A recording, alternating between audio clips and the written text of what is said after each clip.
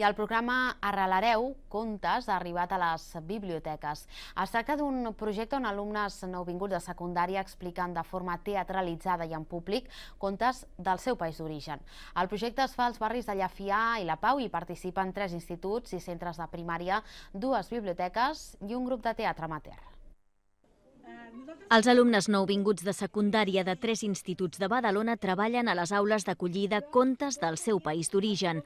Els tradueixen, els aprenen de memòria i els teatralitzen a diferents centres de primària del seu barri. Fem grups i en aquests grups cadascú busca un conte de la seva terra i després entre tots han de triar quin conte explicaran a la resta de companys o als nens quan hi anem. A nosaltres el que ens interessa sobretot és treballar l'oralitat, que treballin la llengua catalana i a partir d'aquí ho fem de maneres més divertides que no pas només fent classe. La Dàxia és una de les alumnes que ha participat en aquest projecte. És un conte que m'explicava a mi quan era petit el meu avi i la vaig memoritzar i la vaig traduir a català. El que més m'ha agradat era treballar en grup perquè quan hem actuat ens hem equivocat i ens riem tots junts. I és molt divertit. I el que més m'ha costat era perquè em donava molta vergonya i parlar en públic. El programa també fa de xarxa entre les diferents entitats del barri. Aquests alumnes de Llafià van rebre l'ajut del grup de teatre amateur Màgic Empenta, del qual n'és membre també en Juan Fernández.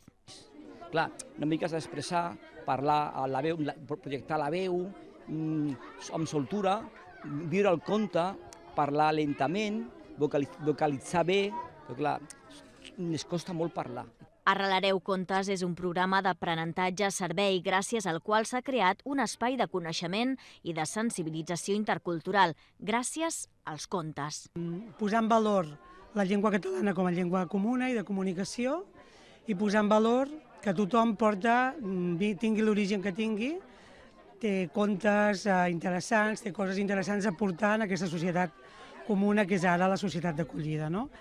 Que també té un valor que és el de veure que les persones que venen de fora també ens aporten coses interessants, no? I que poden estar fent un voluntariat com és aquest, oferint el seu temps per fer que altres nens més petits puguin conèixer i escoltar contes. Els nens de la Biblioteca Xavier Soto han estat els primers de poder gaudir d'aquests contes d'arreu del món.